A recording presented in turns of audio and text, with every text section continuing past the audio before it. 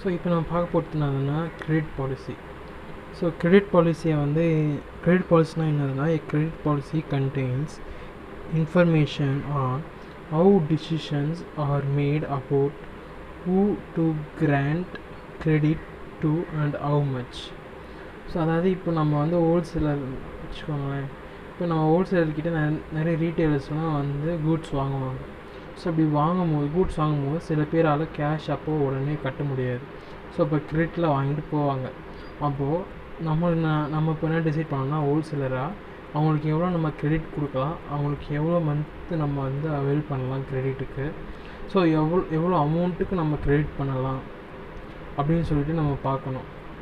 So அதை தேர்ந்தெடுக்கிறதுக்கு பார்த்திங்கன்னா மொத்தம் ஒரு 4 C's ஆஃப் கிரெடிட்னு சொல்லிட்டு இருக்குது.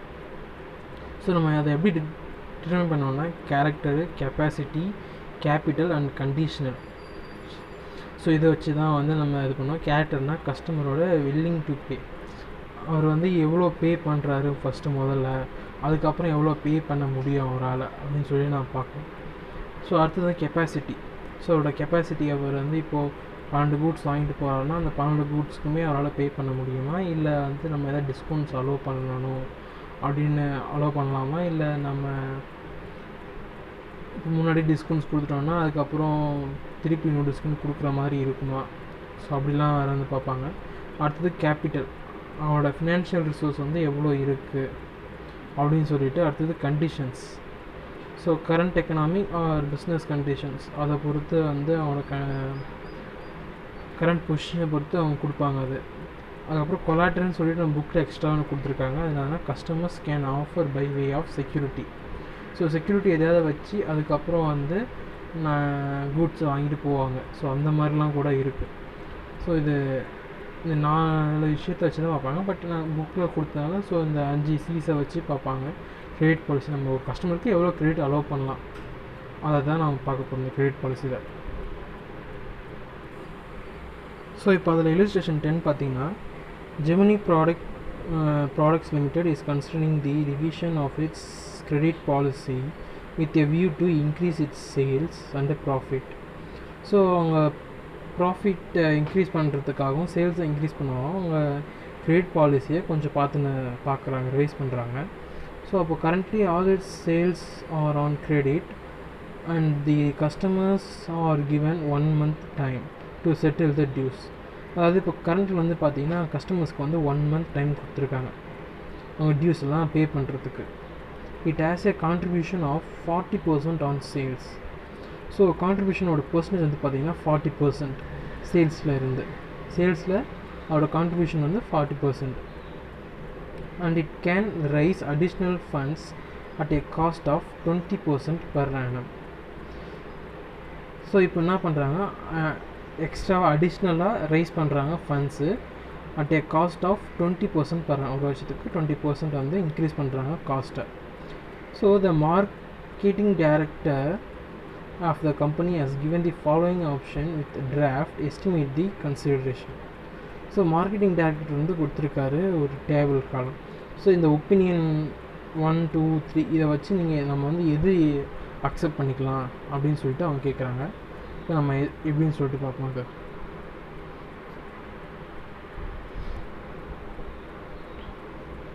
ஸோ இப்போ நம்ம வந்து பார்த்தோம்னா சேல்ஸ், ஆக்சுவலி இது எப்படி வந்து பார்த்திங்கன்னா காஸ்ட்டு, அதாவது சேல்ஸ் மைனஸ் காஸ்ட் ஒரு ஆன்சர் தான் வந்து பார்த்திங்கன்னா அதெல்லாம் சூஸ் பண்ணுற மாதிரி இருக்கும். So profit. ஸோ முதல்ல சேல்ஸ் பார்த்தோம். சேல்ஸில் வந்து பார்த்திங்கன்னா 200 அவங்க கொடுத்தது current position. Option 1, option 2, option 3. So அது கொடுத்ததை வந்து நம்ம எல்லாமே எழுதிக்கிட்டோம் சேல்ஸு. ஸோ அடுத்து பார்த்திங்கன்னா மைனஸ் வேரியபிள் காஸ்ட். ஸோ அவங்க 40% கான்ட்ரிபியூஷன் சொல்லிட்டாங்க. ஸோ அது மாதிரி பார்த்திங்கன்னா இப்போ வந்து சேல்ஸு வேரியபிள் காஸ்ட், அதாவது சேல்ஸ் வந்து வேரியபிள் காஸ்ட் மைனஸ் பண்ணால் கான்ட்ரிபியூஷன் வரும். ஸோ கான்ட்ரிபியூஷன் 40% தாங்க, நம்ம சேல்ஸ் வந்து 100% அஸ்யூம் பண்ணிக்கிறோம். அப்போ வேரியபிள் காஸ்ட் வந்து 60%. ஸோ அப்போ வேரியபிள் காஸ்ட் 60%னால 200 × 60% போட்டால் 120 வரும். ஸோ அதே மாதிரி தான் ஆப்ஷன் 1க்கும் 110 × 60% போட்டால் 126 வரும். ஸோ அது மாதிரி ஆப்ஷன் 2க்கும் ஆப்ஷன் 3க்கும் போட்டுக்கிறோம். ஸோ நம்மளுக்கு கான்ட்ரிபியூஷன் கிடச்சிடும். அதுக்கப்புறம் லெஸ் காஸ்ட்டுன்னு சொல்லிட்டு நம்ம போடுறோம். ஸோ இந்த லெஸ் காஸ்ட்டில் cost of funds invested in debtors balance. So நம்ம வந்து எவ்வளோ இன்வெஸ்ட் பண்ணியிருக்கோம் டெப்டார் பேலன்ஸில் அப்படின்னு நம்ம கண்டுபிடிக்கிறதுக்காக தான் பண்ணுறோம். இதில் வந்து நம்ம என்ன பண்ணுறோன்னா, அவங்க வந்து சொல்லியிருக்காங்க contribution of 40% on sales and it can raise additional fund. So சேல்ஸில் 40%, அது மட்டும் இல்லாமல் சேல்ஸ்லேயே additional fund at a cost of 20%. சேல்ஸில் 20% வந்து காஸ்ட் வந்து இன்க்ரீஸ் ஆகுதுன்றாங்க. ஓகேங்களா? ஸோ அதனால் நம்ம என்ன பண்ணுறோம், சேல்ஸ்லேருந்து 20% காஸ்ட் இன்க்ரீஸ் ஆகுதுன்னு சொல்லிட்டாங்க. அதாவது சேல்ஸில் 40% கான்ட்ரிபியூட் பண்ணுறாங்க. அதே மாதிரி sales and it can raise additional fund at a cost of 20% per annum. சேல்ஸில் 20% பர் ஆனம் வந்து கான்ட்ரிபியூட் பண்ணுறாங்க. ஸோ அப்போது 20% பண்ணுறதுக்கு நம்ம என்ன பண்ணுறோன்னா, so sales into number of months into percentage, அவங்க கொடுத்துருக்க 20% டு 20% போட்டோன்னா நமக்கு 3.33 வரும். இப்போ எப்படி 3.33 வந்ததோ அதே மாதிரி ஆப்ஷன் 1, ஆப்ஷன் 2, ஆப்ஷன் 3 மூணுத்துக்குமே அதே மாதிரி sales into number of months இல்லை டேஸ் இன்ட்டு 20% பண்ணால் நம்மளுக்கு அந்த ஆன்சர் நம்மளுக்கு கிடச்சிரும். ஓகேங்களா? ஸோ இதுக்கு அடுத்தது நம்மளுக்கு எக்ஸ்பென்ஸ் வேறு என்ன காஸ்ட் இருக்குன்னா பேட் டெப்ட்ஸ். கரெக்டுங்களா? இந்த பேட் டெப்ட்ஸ் இருக்குது. அப்புறம் cost of credit administration. So இது ரெண்டும் இருக்குல்ல, அந்த காஸ்ட் ஆஃப் கிரெடிட் அட்மினிஸ்ட்ரேஷன் நம்ம என்ன பண்ணுறோம், அப்படியே நம்ம எடுத்து போட்டுடுறோம். பார்த்தீங்களா? So cost of credit administration நம்ம அப்படியே எடுத்து போட்டுட்டோம். இப்போ அடுத்தது வந்து பார்த்திங்கன்னா bad debts. So bad debts வந்து சேல்ஸ்லேருந்து எடுத்து சொல்லியிருக்காங்க. ஸோ அதில் பர்சன்டேஜும் கொடுத்துட்டாங்க. ஸோ சேல்ஸ்லேருந்து நம்ம எடுத்து அதில் போட்டோன்னா நமக்கு கிடச்சிடும். ஸோ இதில் வந்து எது நம்மளுக்கு வந்து நெட் கான்ட்ரிபியூஷன் வந்து அதிகமாக கிடைக்குதோ அதை நம்ம வந்து எடுத்துக்க போகிறோம். ஓகேங்களா? இதில் வந்து நம்மளுக்கு வந்து ஆப்ஷன் 2, அதாவது இதுதான் வந்து நெட் கான்ட்ரிபியூஷன் அதிகமாக கிடைக்குதுன்றாங்க. ஸோ நம்ம ஆப்ஷன் 2 நம்ம செலக்ட் பண்ணிக்கிட்டோம். இப்போ அடுத்தது இல்லஸ்ட்ரேஷன் லெவலில் நம்ம பார்த்திங்கன்னா, இப்போது Surya industrial limited is marketing all its products through a network of dealers. All sales are on credit and the dealer are given 1 month time to settle bill. So இப்போது வந்து பார்த்திங்கன்னா மார்க்கெட் பண்ணுறாங்க. ஸோ இப்போது வந்து பார்த்திங்கன்னா credits and dealers R given 1 month, அதாவது 1 month வந்து settle பில்லை செட்டில் பண்ணுறதுக்கு 1 month கொடுத்துருக்காங்க டைமு டெப்டார்ஸுக்கு. ஸோ அதுமாதிரி the company is thinking of changing the credit period with a view to increase its overall profit. இப்போ அவங்க வந்து என்ன பண்ணுவாங்கன்னா கிரெடிட் பீரியட் வந்து சேஞ்ச் பண்ணலாம் ப்ராஃபிட்டை இன்க்ரீஸ் பண்ணுறதுக்காக அப்படின்னு சொல்கிறாங்க. The marketing department has prepare the following estimates for different periods of credit. So marketing department வந்து டிஃப்ரெண்ட் கைண்ட்ஸ் ஆஃப் பீரியட்ஸ் வந்து சஜஸ்ட் பண்ணுறாங்க. ஸோ அந்த சஜஷனில் நம்ம எது எடுத்துக்கலாம் அப்படின்னு சொல்லிட்டு கேட்டிருக்காங்க. ஸோ இப்போ வந்து பார்த்திங்கன்னா கிரெடிட்டார்ஸ் பீரியட்ஸ் வந்து கொடுத்துட்டாங்க. அதே மாதிரி சேல்ஸ் வந்து கொடுத்துருக்காங்க லேக்ஸில். இது மாதிரி ஃபிக்ஸட் காஸ்ட்டும் கொடுத்துட்டாங்க. ஸோ அடுத்து பார்த்திங்கன்னா பேட் டெப்ட்ஸும் அவங்க கொடுத்துட்டாங்க ஆன் சேல்ஸ் எவ்வளோ எடுக்கணும். அது மாதிரி the company has a contribution sale ratio of 40%. Further it requires pre tax return on investment or 20%. Rate of return, அதாவது ரேட் ஆஃப் ரிட்டர்ன் அப்படின்னா ரிட்டர்ன் ஆன் இன்வெஸ்ட்மெண்ட் இது வந்து பார்த்திங்கன்னா 20% கொடுத்துட்டாங்க. ஸோ இப்போ பார்த்திங்கன்னா சேல்ஸ் வந்து 100%, இங்கே கான்ட்ரிபியூஷன் வந்து 40% கொடுக்குறாங்க. ஸோ வேரியபிள் காஸ்ட் வந்து 60%. அப்போ நம்மளுக்கு வந்து கிரெடிட் சேல்ஸ் நம்ம எடுத்து போட்டோம். அடுத்தது வேரியபிள் காஸ்ட் நம்ம கண்டுபிடிச்சோன்னா 60%. அந்த 60% எடுத்து நம்ம இங்கே போட்டு நம்ம கண்டுபிடிக்கிறோம்.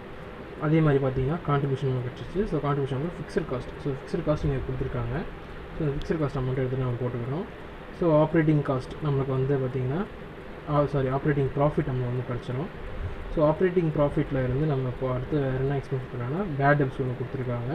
அதே மாதிரி ரேட் ஆஃப் ரிட்டர்ன் வந்து கண்டுபிடிக்க சொல்லியிருக்காங்க. இப்போ நம்ம வந்து பார்த்திங்கன்னா ஆப்ரேட்டிங் ப்ராஃபிட் கண்டுபிடிச்சிட்டோம். ஸோ அதுக்கப்புறம் காஸ்ட் ஆஃப் சேல்ஸ் பார்த்திங்கன்னா variable cost plus fixed cost. So நம்ம வேரியபிள் காஸ்ட்டு ஃபிக்ஸட் காஸ்ட் நம்ம இதுக்கு ஆட் பண்ணி நம்ம கண்டுபிடிக்கிறோம்னா நம்ம ரேட் ஆஃப் ரிட்டர்னோ இல்லைன்னா ரிட்டர்ன் ஆன் இன்வெஸ்ட்மெண்ட்டு நம்ம கண்டுபிடிக்கிறதுக்கு நம்ம அது மாதிரி பண்ணுறோம். ஸோ இது வந்து எதில் ஆக்சுவலி கண்டுபிடிக்கணும்னா டோட்டல் காஸ்ட்டாக தான் கண்டுபிடிக்கணும். வேரியபிள் காஸ்ட் அப்புறம் ஃபிக்ஸட் காஸ்ட். சப்போஸ் இப்போது வந்து புக்கில் ஃபஸ்ட்டு சம் வந்து பார்த்திங்கன்னா இல்லஸ்ட்ரேஷன் 10ல் வந்து நம்மளுக்கு வந்து இதில் வந்து இது கொடுக்கல, ஃபிக்ஸட் காஸ்ட் கொடுக்கல, வேரியபிள் காஸ்ட் மட்டும்தான் கொடுத்துருந்தாங்க. கரெக்டுங்களா? ஸோ இப்போ ஃபிக்ஸட் காஸ்ட் கொடுக்கறப்போ நம்ம டோட்டல் காஸ்ட் கிடைக்காது. ஸோ அந்த பட்சத்தில் வந்து என்ன பண்ணியிருக்காங்க, அவங்க வந்து சேல்ஸை வந்து அஸ்யூம் பண்ணி எடுத்து போட்டிருக்கிறாங்க. ஓகேங்களா? அதான் நாங்கள் வரும், இந்த options of information about total cost, sales figure as taken for calculation of cost of investment in debtors. So எக்ஸாமில் எழுதும்போது இது ஒரு அசம்ஷனாக நீங்கள் எழுதணும். ஓகேங்களா? இப்போ நமக்கு வந்து டோட்டல் காஸ்ட் கண்டுபிடிக்க முடியல, ஸோ அதனால் சேல்ஸ் வச்சு நம்ம எடுத்து நம்ம போடுறோம்.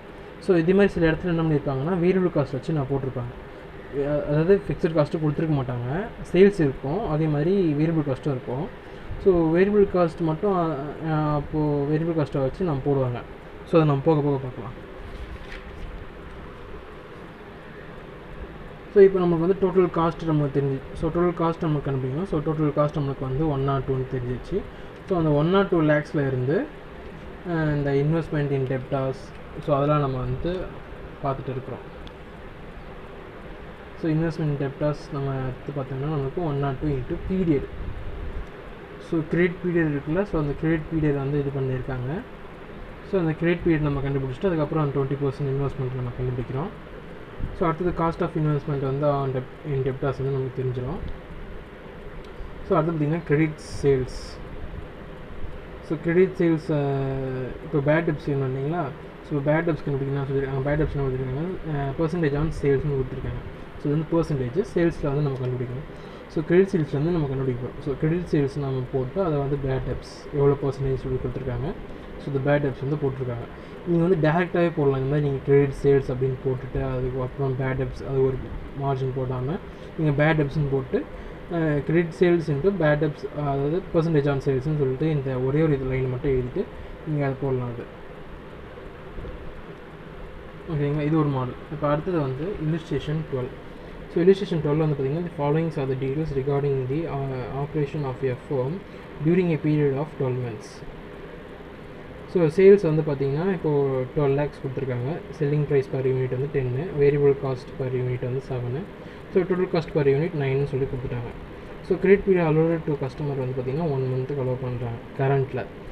அதுக்கப்புறம் பார்த்திங்கன்னா the firm is considering a proposal for a more liberation extension of credit which will result in increase the average collection period. So இப்போ வந்து ஒரு ப்ரொப்போசல் வந்து இது பண்ணுறாங்க. ஸோ அந்த ப்ரொப்போசல் மேடில் வந்து பார்த்திங்கன்னா இன்க்ரீஸ் ஆகுன்றாங்க. எதுனா கலெக்ஷன் பீரியட் வந்து இன்க்ரீஸ் ஆகிறதுக்கு வாய்ப்பு இருக்குது. 1 monthலேருந்து 2 monthக்கு ஆகும். இப்போ நம்ம பண்ண போகிற ப்ரொப்போசலில் அது மாதிரி this reduction is extended to increase the sales by 25% from its existing level. அதே மாதிரி இப்போது வந்து 1 monthலேருந்து 2 month ஆகிற மாதிரி இப்போது சேல்ஸ் வந்து இன்க்ரீஸ் ஆகும். அதே மாதிரி எவ்வளோனா 25% வந்து இன்க்ரீஸ் ஆகும் எக்ஸிஸ்டிங் லெவல்லேருந்து. இப்போ நம்ம வந்து ரேட் ஆஃப் ரிட்டர்ன், அதாவது ரேட் ஆஃப் ரிட்டர்னா இல்லைன்னா ரிட்டர்ன் ஆன் இன்வெஸ்ட்மெண்ட் வந்து கண்டுபிடிச்சி சொல்லியிருக்காங்க 25%, அதான் அமௌண்ட் கொடுத்துட்டாங்க. ஸோ இப்போ நம்ம வந்து ப்ரெசென்ட் அண்ட் ப்ரொப்போசல்னு நம்ம போட்டுருவோம். ஸோ அதே மாதிரி இப்போ இன்க்ரிமெண்டல் நம்ம போடுறோம். ஏன் இன்க்ரிமெண்டல் போடுறோன்னா இதை விட இன்னொன்று அவன் இப்போ ப்ரெசென்ட் பண்ணதை விட ப்ரப்போஸ் பண்ணதை வந்து எந்த அளவுக்கு நமக்கு ப்ராஃபிட் தருது அப்படின்னு நம்ம பார்க்குறதுக்காக நம்ம இப்போது இன்க்ரிமெண்டல் போடுறோம் நம்ம இப்போ. ஓகேங்களா? இப்போ கிரெடிட் பாலிசி வந்து 1 month, இது 2 month. இப்போ சேல்ஸ் யூனிட்ஸ் நம்ம கொடுத்துருக்காங்க, கொடுக்கல, பட் ஆனால் நம்ம வந்து சேல்ஸ் யூனிட்ஸ் கண்டுபிடிக்கலாம். ஸோ வந்து சேல்ஸ் வந்து பார்த்திங்கன்னா 12 lakh. ஸோ அதே மாதிரி பெர் யூனிட் வந்து போட்டிருக்காங்க. So 1,20,000 units. அதே மாதிரி ப்ரப்போஸ்டுக்கும் இப்போ கண்டுபிடிச்சிட்டோம். ஸோ சேல்ஸ் யூனிட்ஸ் நம்ம தெரிஞ்சிச்சு. அதுக்கப்புறம் சேல்ஸ் அமௌண்ட் அதை எடுத்து நம்ம போடுறோம் அங்கே அடுத்தது. ஸோ டோட்டல் காஸ்ட் வந்து பார்த்திங்கன்னா அவங்க கொடுத்துட்டாங்க 9. ஸோ 1,20,000 இன்ட்டு 9 பண்ணால் நம்மளுக்கு 10,08,000 வந்துடும். பட் ஆனால் இதில் வந்து பார்த்திங்கன்னா வேரியபிள் காஸ்ட் வந்து சேஞ்ச் ஆகும், பட் ஆனால் ஃபிக்ஸட் காஸ்ட் வந்து சேஞ்ச் ஆகாது. கரெக்டுங்களா? ஸோ இப்போ நம்ம அதனால் என்ன பண்ணுறோம், இப்போது ஒரு யூனிட்டுக்கு வந்து 7 ரூபா வேரியபிள் காஸ்ட். அப்போது 1,20,000 யூனிட்ஸ்க்கு 8,40,000. அதே மாதிரி 1,50,000 யூனிட்ஸுக்கு 10,50,000 கிராஸ் மல்டிப்ளிகேஷன். அதாவது 1,20,000 இன்ட்டு 7/1 அது பண்ணால் 8,40,000 வரும். அதே மாதிரி 1,50,000 இன்ட்டு 7/1 பண்ணால் அவனுக்கு 10,50,000 வரும். ஸோ அடுத்து பார்த்திங்கன்னா இப்போது ஃபிக்ஸட் காஸ்ட் வந்து அதே அமௌண்ட்டு தான். நம்ம ஃபிக்ஸட் காஸ்ட்டுக்கு ஃபஸ்ட்டு நம்ம என்ன எடுத்தோமோ ஃபிக்ஸட் காஸ்ட் அதே தான் அடுத்ததுக்கும் வரப்போகுது. ஸோ அதனால் பார்த்தீங்கன்னா இப்போ 8,40,000 + 2,40,000 பண்ணால் நமக்கு 10,80,000 வந்து அந்த 10,80,000 தான் போட்டுருவோம். பட் ஆனால் ஷார்ட்டாக வந்து × 9 போட்டுருக்காங்க. பட் ஆனால் இதே இந்த பக்கத்தில் வந்தோம்னா இப்போ நம்ம என்ன பண்ணுறோம்னா வேரியபிள் காஸ்ட் மாறுது இல்லையா. இப்போ 1,50,000 யூனிட்ஸ்க்கு எவ்வளோ வேரியபிள் காஸ்ட்னா 10,50,000 வரும். ஸோ ஃபிக்ஸட் காஸ்ட் அப்படியே தான் இருக்கும் 2,40,000. ஸோ ரெண்டுத்தையும் ஆட் பண்ணால் 12,90,000 வரும். ஸோ அந்த 12,90,000 தான் இங்கே போட்டிருக்கிறோம். ஸோ இதோட டிஃப்ரென்ஸ் எடுத்து நம்ம இங்கே வெளியே போட்டுடுறோம். அதே மாதிரி இந்த சேல்ஸோட டிஃப்ரென்ஸ் இங்கே வெளியே போட்டுடுறோம். ஸோ டோட்டல் காஸ்ட் அடிச்சு இப்போ ப்ராஃபிட்.